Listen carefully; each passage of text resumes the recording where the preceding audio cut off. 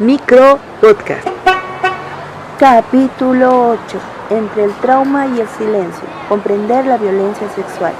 Una mirada desde la psicología. Volvemos con el micro podcast. Esta vez estamos acompañadas de una experta psicóloga. Por favor, preséntate. Muchas gracias por el espacio. Mi nombre es Gabriela Yañez Cardizo. Yo soy psicóloga clínica.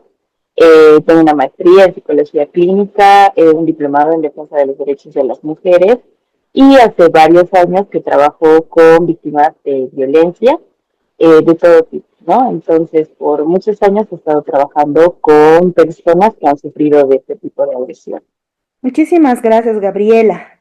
Y gracias a tu experiencia, por favor, te queríamos preguntar por qué muchas víctimas no denuncian de inmediato. Bueno, yo siempre digo que las víctimas no denuncian cuando quieren, sino cuando pueden. Y lo que sucede es que, número uno, muchas veces cuando las agresiones se dan en la infancia, por ejemplo, como no tenemos mucha educación sexual al respecto, entonces los niños y las niñas a veces no saben lo que les ha pasado, ¿no?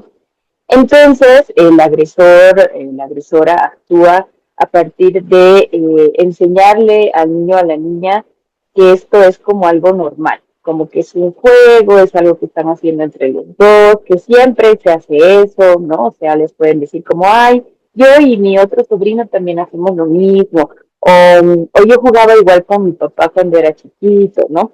Entonces, de esa forma lo normalizan, digamos, lo que está sucediendo, y como no hay una información en ningún espacio, no, lamentablemente no existe una educación sexual integral realmente implantada en los colegios, las familias no les gusta hablar de estos temas, las guaguas no se dan cuenta que algo malo está pasando. Puede ser que sientan incomodidad o sientan que algo no está realmente bien, pero no saben lo que les pasa. Entonces pueden pasar a veces muchos años e incluso décadas para que una persona diga, bueno, lo que me ha pasado ha sido violencia sexual, ¿no? Luego está el tema de que le tienen mucho miedo a la persona que las ha agredido. O también los agresores tienden a establecer, digamos, algún tipo de relación con las víctimas. Entonces, puede ser por un lado que les amenazan y les dicen no vas a contar lo que ha pasado, te va a pasar algo malo, qué sé yo, o apelan a la empatía de la víctima, ¿no? Diciéndoles como si tú cuentas me van a botar de la casa, ya nadie me va a querer hablar, todos me van a odiar. Entonces la víctima dice, si yo cuento esto, va a pasar algo malo si lo hago, ¿no?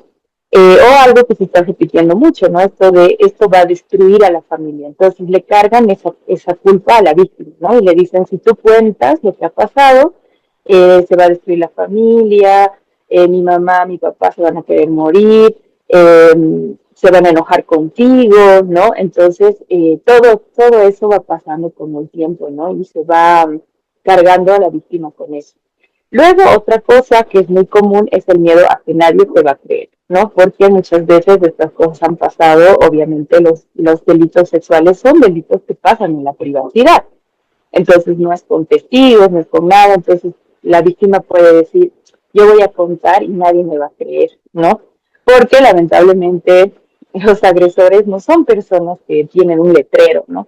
Y que todo el mundo ve que realmente son personas que hacen estas cosas, entonces es alguien a veces cercano, alguien de la familia, alguien querido, que mucha gente lo quiere, qué sé yo, y la víctima dice, no, yo voy a contar esto y nadie me va a creer, ¿no? Entonces, pasar por un proceso muchas veces para llegar al punto de decir, creo que voy a hablar de esto o voy a denunciar esta situación, a veces pasan muchos años para que la víctima pueda darse cuenta de que ha pasado algo que no estaba bien, que no era normal, y aparte dejar el miedo de que no le crean, etcétera, ¿no? Por eso incluso es muy común que aparezcan víctimas cuando alguna víctima de un agresor aparece y dice, ¿no? Lo que ha sucedido, aparecen otras víctimas. Porque al ver que alguien ya está diciendo que le ha pasado lo mismo con la misma persona, le da de cierta forma la confianza de hablar de lo que le ha pasado. Creo que la siguiente pregunta tiene mucho que ver con lo que estabas mencionando. ¿Por qué una víctima puede quedarse en silencio o no resistir la agresión o no defenderse? Primero, socialmente nos han enseñado que la violencia sexual siempre va a venir con violencia física, ¿no? Que te van a pegar, que te van a obligar, ¿no?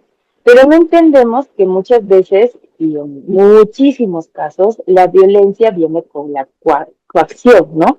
O sea, el agresor viene y, digamos, de alguna forma te convence para que tú accedas a que suceda esto. Pero también el cuerpo tiene como 4 formas de reaccionar ante una situación de peligro. La primera es defenderte, la segunda es huir, la tercera es quedarte así como quieto, ¿no? O sea, no hacer nada. Y la cuarta, que es algo que se ha venido estudiando mucho en las víctimas de violencia sexual, es someterte a lo que está pasando, ¿no? Porque quieres conservar tu integridad física, ¿no? Entonces, por un lado, tenemos lo que te decía hace ratito, que el agresor le puede convencer a la víctima de que esto es un juego, de que esto es algo normal, de que es algo que siempre se hace, ¿no? Y la víctima, bueno, pues no se resiste porque también siente que no puede hacerlo, porque a veces son personas más grandes, más fuertes, son personas que están en una situación de autoridad, ¿no? Eh, También no se les enseña mucho a las guaguas como que a que puedan decir que no, ¿no? Eso es algo también que se habla mucho en prevención, porque a los niños le decimos, dale besito al tío, dale besito a la abuelita, no a una persona desconocida que le habla en la calle, no a su mamá, así, ay, dale besito, y los niños están así como, bueno, le tengo que dar besito porque es grande, es una persona mayor. Entonces muchas veces las víctimas en esos momentos se quedan quietitos porque no saben lo que está pasando. El agresor les ha dicho que es algo que está bien y aparte qué van a hacer, ¿no? O sea, cómo podrían defenderse. No les enseñamos tampoco a los niños a gritar o a hacer algo, ¿no? Cuando algo así pasa y bueno, y no entienden lo que está pasando realmente. Y en las víctimas de violencia sexual, cuando ya son adultas, qué sé yo, puede presentarse estas 2 formas de defensa, ¿no? Como congelarse ante la situación y someterse para no causar más daño a su integridad, ¿no? O sea, el saber que si yo me defiendo, si yo me resisto, me puede hacer más daño a esta persona, me puede doler más, ¿no? Y puede que tomen esta posición, ¿no? Entonces, eso es algo que se ha explicado desde las neurociencias, ¿no? Que han ido estudiando las reacciones del cerebro ante situaciones de peligro, ¿no? Y principalmente ante estas situaciones donde hay una situación de violencia sexual donde la víctima parece no resistirse, ¿no? Pero, otra vez, ¿no? Valga la redundancia, nos han enseñado que no es así, ¿no? Que cuando, o sea, lamentablemente la sociedad espera que cuando haya un acto de violencia sexual se vea visiblemente la víctima maltrecha, ¿no? Se tiene que ver golpeada, se tiene que ver así arañada, qué sé yo, y a veces queremos, ¿no? Que la víctima compruebe de que realmente ha dicho que no, ¿no? Cuando en muchas situaciones no ha podido hacer eso y simplemente se ha sometido a la situación para no causar más daño a su integridad. También tocando justo lo que mencionaba sobre la educación que le damos a las niñas, a los niños y sobre su cuerpo y sobre las decisiones que pueden tomar, ¿qué significa realmente el consentimiento desde lo psicológico? A mí me gusta decir que el consentimiento es un sí claro y entusiasta, ¿no? O sea, decir, sí, vamos.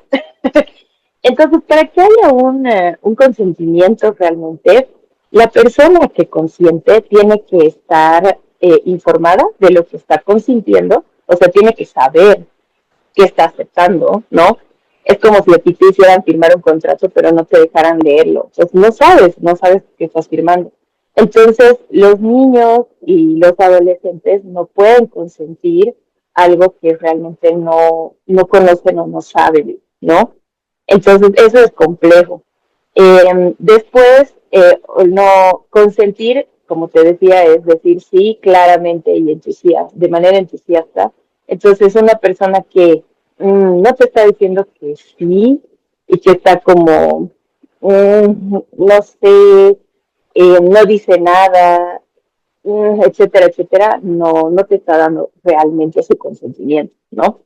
Ahora, si tú la presionas de alguna manera, si la amenazas, si digamos hay un riesgo de, de que hay alguna consecuencia si tú dices que no, también es algo que no, en realidad no estás dando un consentimiento entusiasta, ¿no?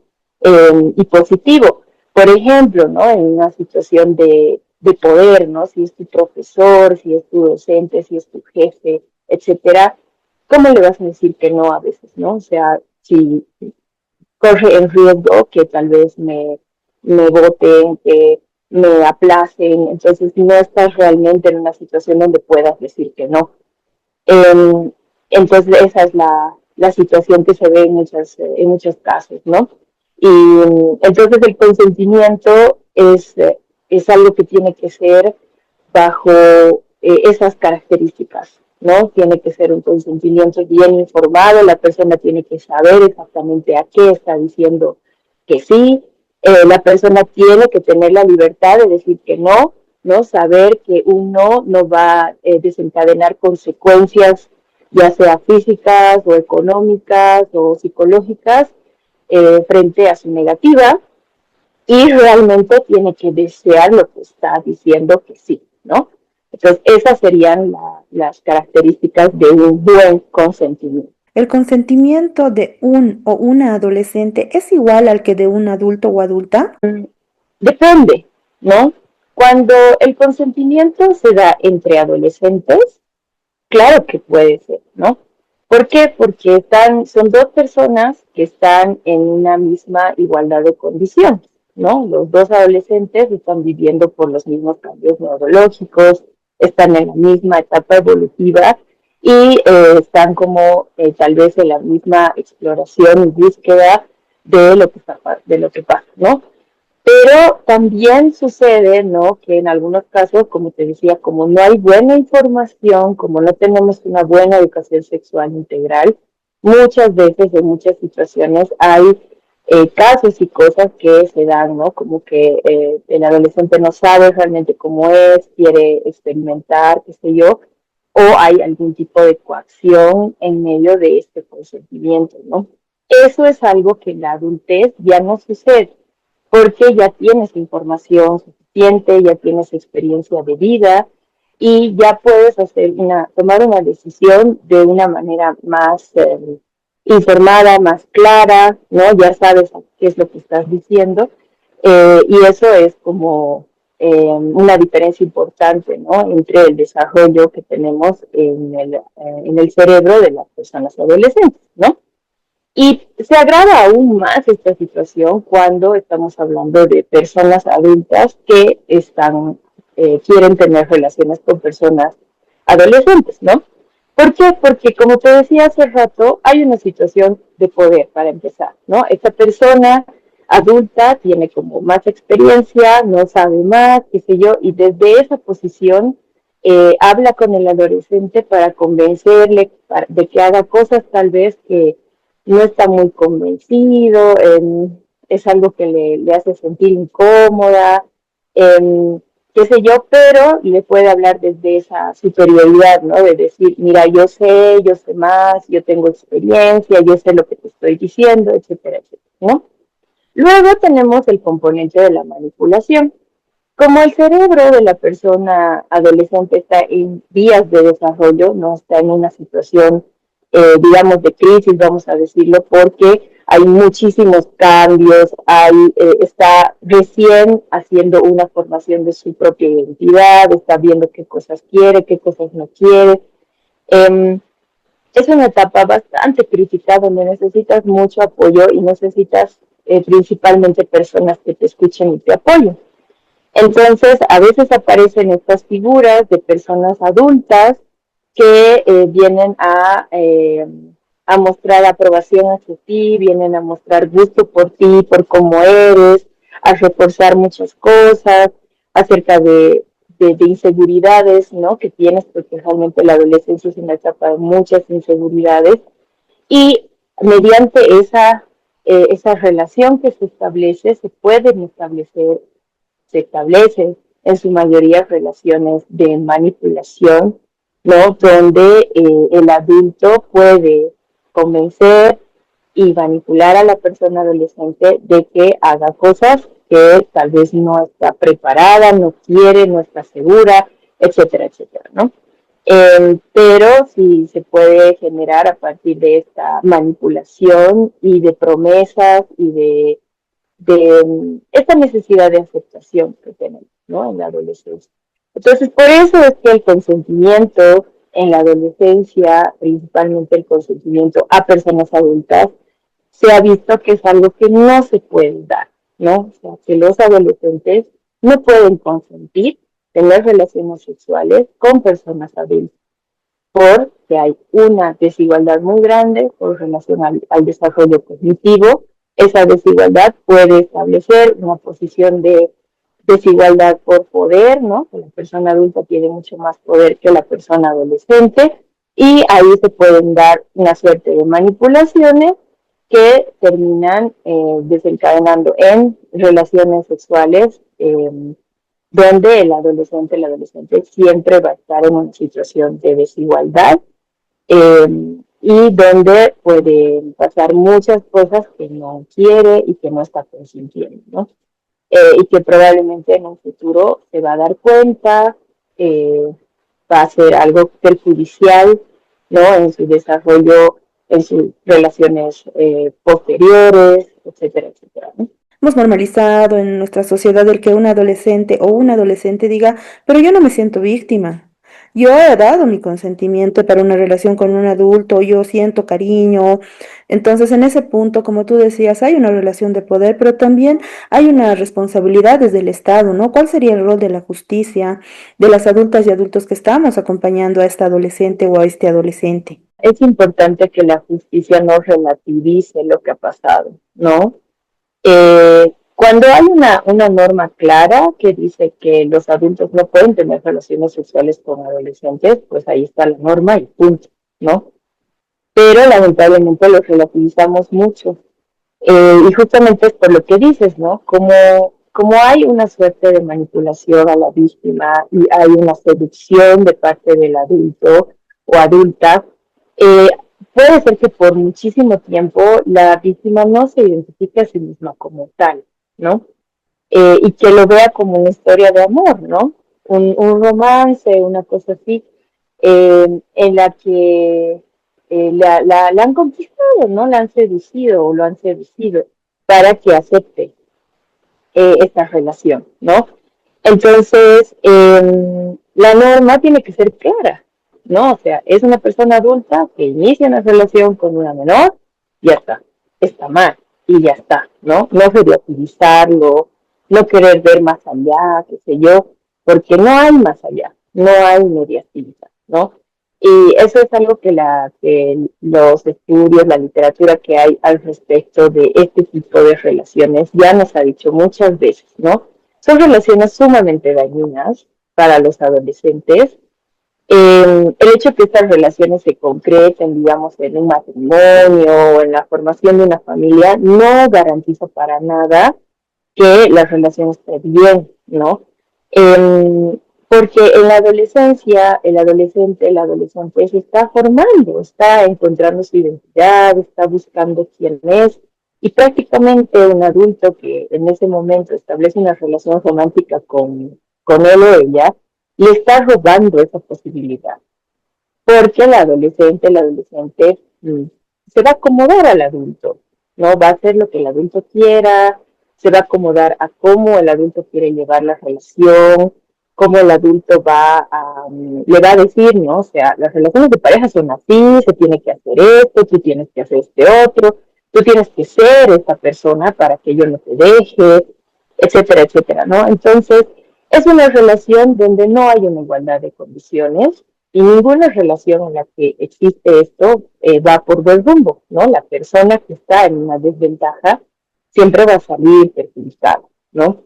Entonces, creo que es eso, ¿no? Tenemos que dejar de relativizar esta situación, tenemos que comprender que los adolescentes, las adolescentes, no pueden dar su consentimiento a un adulto, por lo que ya habíamos explicado anteriormente, ¿no? Y esto es algo que yo veo mucho en los comentarios, no es que las adolescentes o los adolescentes sean tontos o tontas, ¿no? A veces me comentan así, entonces somos brutas. No, no es eso. es un tema de desarrollo cognitivo, ¿no? Es así, o sea, es como si tú a un bebé de 2 meses le quieras hacer caminar. Un bebé de 2 meses no puede, no tiene las capacidades físicas, ¿no? Sus articulaciones, el tamaño de sus piernitas, el tamaño de el desarrollo de su cerebro no da para que hagan eso, ¿no?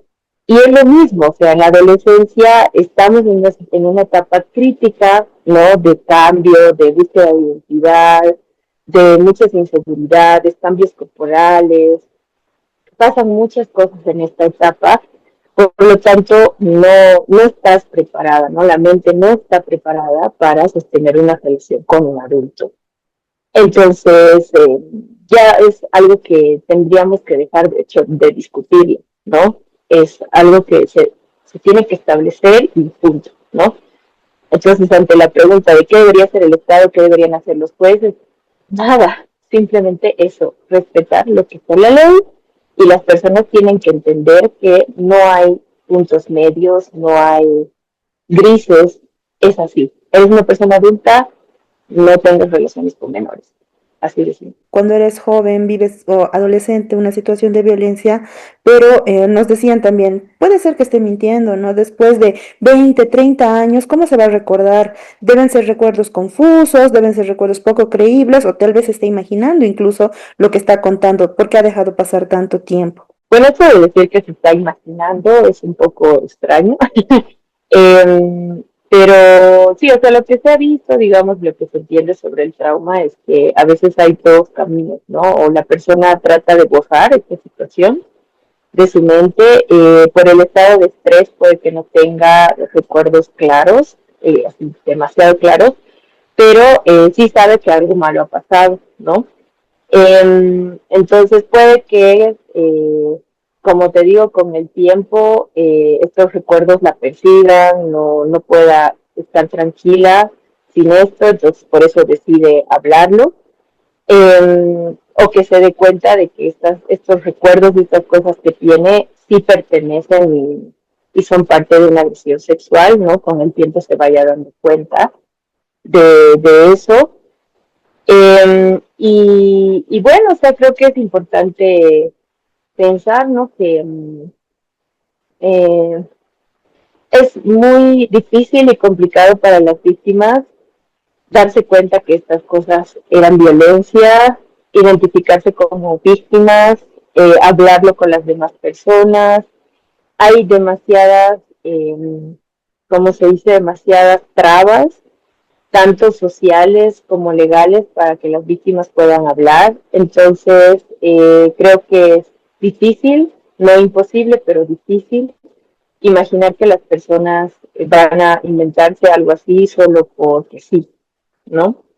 Entonces, el proceso, el revivir toda la situación, todo eso es bien complejo y es doloroso. Entonces, no vas a hacer todo eso solamente por diversión, ¿no? Es algo difícil y complicado. Y claro, muchas veces solo quedan estos recuerdos, estas cosas que la víctima tiene, a veces no tiene, digamos, pruebas que pueda mostrar en sí en algún momento, pero su testimonio tiene que ser una prueba, y a estos testimonios se les hace una evaluación, ¿no? No es solamente ir y decir algo, sino se hace un peritaje psicológico, se hacen entrevistas, se hacen, hay instrumentos específicos para evaluar el trauma, ¿no? Entonces es muy complicado, a veces es fácil, digamos, la gente se imagina que uno va y cuenta una historia y ahí quedó. No, sino que estos instrumentos son bien específicos para identificar, ¿no? Si la persona definitivamente tiene todas las características de alguien que ha sufrido un trauma, si es que su relato tiene sentido, ¿no? Aunque hayan pasado muchos años o algo, las víctimas normalmente recuerdan estas situaciones con cierto detalle. Puede que algunas cosas haya huecos, pero hay cosas específicas que sí recuerdan, que sí pueden decir varias veces, ¿no? Hay como una consistencia del relato, Entonces tampoco podemos decir que si alguien se está inventando nadie se va a dar cuenta, ¿no? Hay cosas específicas que se han desarrollado en todos estos años justamente por este tipo de casos, ¿no? Casos donde es la palabra de la víctima con la palabra del agresor. Entonces, no tenemos que pensar, ¿no? Como sociedad, que esto de ir a hacer una denuncia es simplemente yo voy, cuento una vez algo y a partir de eso agarran a la persona y la meten a la cárcel, ¿no? Es todo un proceso por el cual el testimonio de la víctima tiene que ir paso a paso, ¿no? Entonces, ese proceso es responsabilidad del sistema judicial. El sistema judicial debe garantizar tanto a las víctimas como a las personas denunciadas que hay personal capacitadísimo para realizar este tipo de evaluaciones, ¿no? Personas que realmente han estudiado, se han formado para hacer este tipo de cosas y estos peritos puedan dar sus dictámenes de manera aceptada, que lo puedan hacer desde la profesionalidad, desde la experiencia, desde la expertise y no así desde su opinión, ¿no? Como X, ¿no? Entonces creo que eso es importante que lo vayamos entendiendo, ¿no? Es verdad que el testimonio de la víctima es su prueba central y esa prueba se somete a una serie de procedimientos para ser verificada, ¿no? Entonces ahí tenemos algo que tal vez puede ayudar a las personas a entender que no puede mi vecino ir a denunciarme yo a la cárcel, sino que tiene que haber todo un proceso investigativo y demás. ¿Cómo afectan los mitos a las víctimas? Uno de los mitos más tristes, ¿no? De lo que he estado escuchando últimamente es esto de que a sola denuncia las personas entran a la cárcel, ¿no? Y eso es algo que creo que muchas mamás, muchas personas que tenemos varones que queremos en nuestra vida, ¿no? Porque siempre es esta idea de que solo a los varones empiecen a decir, ¿no? Que está mal la ley, empiecen a querer que estas leyes no se aprueben o que incluso se anulen otras leyes que ya tenemos que nos protegen, ¿no? Y eso es una arremetida súper fuerte a las víctimas porque todos estos avances que se hacen en las leyes y los avances que se han hecho hasta el día de hoy son en pro de proteger a las víctimas, ¿no? Y es bastante triste que se esté diciendo esto como para demonizar, digamos, la idea de la mujer que denuncia, ¿no? Que mostrarla como una persona que quiere vengarse de alguien que es una mujer que celosa, mentirosa, ¿no? Entonces, eso puede impactar, ¿no? Muchísimo en que las víctimas no cuenten lo que les ha sucedido, ¿no? Tristemente también el hecho de que digamos, de alguna forma estemos queriendo amordazar a las víctimas, no tanto amenazándolas con que no se les va a creer, como diciéndoles que ahora va a haber una ley que si sus procesos no salen eh, en sentencia, entonces era denuncia falsa y les pueden denunciar y hacerles ese tipo de cosas. Entonces, estamos haciendo que ya no se animen a denunciar y estamos poniendo en riesgo a más población, ¿no? Porque en muchos casos los agresores, en especial los agresores sexuales, son personas que hacen esto muchas veces. No lo hacen con una, luego con otra, luego con otra. Es algo que se ha visto mucho, ¿no? Entonces, principalmente agresores sexuales de niños y niñas y adolescentes son depredadores.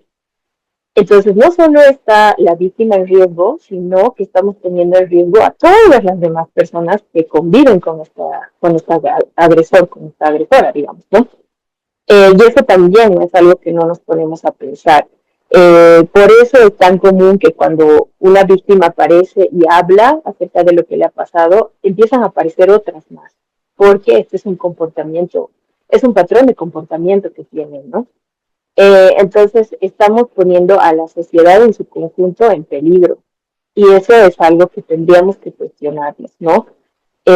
¿Por qué nos es tan importante proteger a agresores que van a seguir agrediendo a otras personas, ¿no? ¿Por qué pensamos y seguimos diciendo que poner, o sea, como blanquear lo que un agresor ha hecho frente a la familia, frente a la sociedad, está destruyendo las familias y destruyendo, por ende, a la sociedad, cuando es al revés, ¿no?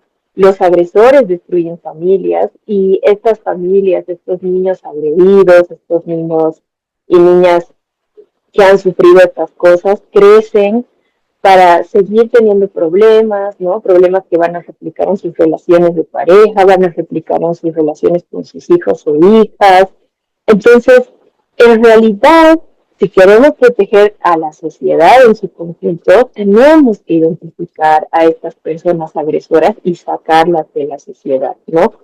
Y entonces, al, al hacer este tipo de comentarios, al demonizar a las víctimas que denuncian, trivializar las cosas que les han pasado, estamos poniendo en peligro a todas las personas vulnerables, ¿no? Ante estos delitos, que principalmente son las guaguas, las personas adolescentes y las mujeres, ¿no? Y eso es algo que se ha determinado desde los organismos de derechos humanos, ¿no? Entonces, no podemos cerrar los ojos ante estas situaciones, ¿no? Eh, el decir, digamos, ¿no? Que una víctima hable, que una víctima cuente lo que le ha pasado, va a destruir a su familia, le estamos quitando totalmente la responsabilidad a los agresores de lo que en realidad han hecho, ¿no? Yo siempre digo, el único factor que cambia absolutamente todo es el agresor. Sin agresor no hay agresión. Entonces, la responsabilidad siempre tiene que recaer en el agresor. Entonces, la familia no se ha visto afectada porque la víctima ha hablado. Se ha visto afectada porque el agresor ha decidido agredir, ¿no? Entonces, eso es algo que tenemos que mostrar y pensar, ¿no? Hay una responsabilidad y la responsabilidad recae en el agresor. La agresora, quien quiere hacer y cometer este acto, es quien lo decide, ¿no? Entonces, también otra cosa es que cuando nosotros decimos, no, yo no quiero que haya una ley que, que establezca esto porque me da miedo que a mis hijos los acusen, tal vez tendríamos que pensar un poquito en cómo puedo hacer yo en casa para que mis hijos entiendan que no deberían establecer relaciones con menores de edad, ¿no? ¿Qué me está haciendo falta hablar en casa para que mis hijos entiendan esto y pues no se metan en esa situación, ¿no? Y otra vez, ¿no? Recalcar que este tema de la denuncia falsa, que hace la denuncia, el agresor va a entrar a la cárcel, es una mentira súper grande, ¿no? A partir de una denuncia se hace un proceso, como había mencionado hace rato. Este proceso implica la evaluación del testimonio de la víctima y muchas otras cosas que pasan en el proceso investigativo, etcétera, etcétera, para que se dé una sentencia. Entonces, estar todo el tiempo asustados y pensar, ay, no, nos van a denunciar a todos y todas de esto, cualquier persona, es meter un miedo a la población que no tiene sentido y que es mentira además, ¿no? Entonces, crearnos este miedo, esta aversión por protegernos y proteger a las guaguas de los agresores, por miedo a que el agresor sufra, digamos, es algo que puede retrasar un montón esto que tanto se ha luchado por trabajar, ¿no? De que los derechos de las víctimas son importantes, que las víctimas son importantes, que lo que les ha pasado sí es algo grave y que tenemos que hacer algo para protegerlas, ¿no? Y también a las guaguas y a los adolescentes. ¿Por qué crees que es necesario realizar las leyes considerando una mirada integral, una mirada desde la psicología también, ¿no? ¿Cuál sería la importancia de asumir estos espacios de leyes para las y los niños que viven situaciones de violencia sexual desde tu experiencia como psicólogo? Creo que es importante tomar en cuenta esto porque creo que las leyes en sí, en los seres humanos, las hemos empezado a desarrollar, ¿no? Debido al daño, ¿no? Hemos hecho una evaluación y hemos entendido que hay comportamientos que causan mucho daño y que esos comportamientos ya no pueden ser tolerados como sociedad, ¿no? Y a partir de eso hemos establecido normas, hemos establecido también sanciones, ¿no? Con respecto a una falta de esa norma, porque la idea es que podamos vivir en una sociedad donde todas las personas estén seguras, ¿no? Y todas las personas puedan gozar de su libertad y también puedan gozar de bienestar pleno, ¿no? Creo que estas leyes, cuando hablamos desde la psicología, estamos hablando de un daño que a veces no se ve, que no se nota, ¿no? Que no vas a ver una persona caminando en la calle y vas a decir, a esa persona le ha pasado esto, ¿no? Pero hay un daño muy grave, un daño que impacta en la vida diaria de las personas, que impacta en cómo se relacionan con los demás, cómo van a criar o no a las guaguas que decidan tener, cómo van a establecer sus familias, cómo van a establecerse en el trabajo, cómo van a poder, digamos, transitar su día a día, los problemas típicos del día a día, etcétera, etcétera, ¿no? Cuando hablamos de este tipo de traumas y este tipo de agresiones, la vida de estas personas se va a ver afectada probablemente hasta el último de sus días, ¿no? Entonces, probablemente estas personas o no van a poder establecer buenas relaciones interpersonales, o no van a poder tener familias funcionales, o no van a poder, digamos, transitar los problemas de la vida diaria de una manera saludable, ¿no? Y estamos hablando de problemas que se van derivando en el tema del suicidio, el tema del alcoholismo, el tema de la dependencia a las drogas, el tema de la violencia intrafamiliar, el tema del desempleo, el tema de muchas cosas, ¿no? Entonces, reconocer y entender que el trauma psicológico y las secuelas psicológicas son secuelas importantísimas que derivan también en un daño a nuestra sociedad. Es importante entender eso, ¿no? Entonces, cuando establecemos leyes, es viendo eso, ¿no? ¿Cuál es el daño? ¿Cuáles son las consecuencias reales que existen en nuestra sociedad? Y cómo, como país, como Estado, como sociedad, tendríamos que actuar, qué tendríamos que hacer para proteger a las poblaciones vulnerables, ¿no? Y además, creo que algo que es importante es que hay que establecer programas de prevención y eso es sumamente importante, ¿no? Entonces, cuando tenemos ciertas leyes establecidas, también ahí se empieza a establecer y a pensar en programas de prevención, porque al final del día lo que estamos buscando como sociedad es que esto ya no pase, ¿no? El punto no es que cuando pase haya un castigo simplemente, sino que deje de pasar. Entonces, si hay una ley que habla de esto, si lo pone sobre la mesa, la sociedad sabe que esto existe y que esto es así, entonces, como sociedad, ¿qué tenemos que hacer para prevenir que esto suceda? Y lo tenemos que analizar y lo tenemos que hacer, que eso a veces creo que fallamos mucho en la prevención, ¿no? Nos olvidamos mucho de esa parte. Y hay que recordar que las personas que hacemos trabajo en esta área hablamos mucho y queremos mucho que se haga prevención. Es algo que deseamos hacer, que lo queremos implementar. Pero sorprendentemente las mismas personas que se oponen a estas leyes, a estas cosas, son las mismas que se oponen a los programas de prevención, como la educación sexual integral, ¿no? En las escuelas. Se escandalizan, no quieren que se haga, y son los mismos grupos, vemos a las mismas personas hablando de esto, a las mismas personas oponiéndose, y eso me llama mucho la atención, ¿no? ¿Qué están, o sea, a quiénes estamos protegiendo entonces? ¿Qué es lo que no queremos que pase? ¿A qué le tenemos tanto miedo, no? De pensar en este tipo de leyes, ¿no? O sea, ¿qué es lo que nos da tanto miedo? ¿Cuál es lo que ocultamos? No sé, me parece un poco extraño. Pero ahí está, ¿no? Y ahí está el tema, creo que es algo que no deberíamos soltar nunca, ¿no? La protección de las infancias, la protección de los adolescentes, es la protección de nuestra sociedad a largo plazo, es de lo que estamos hechos y yo creo que no hay nada más importante y más noble para una sociedad que cuidar de sus guaguas.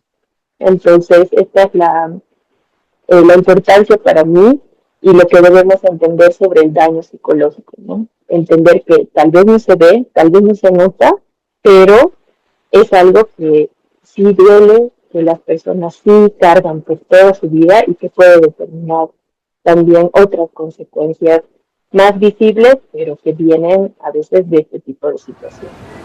Micro Podcast.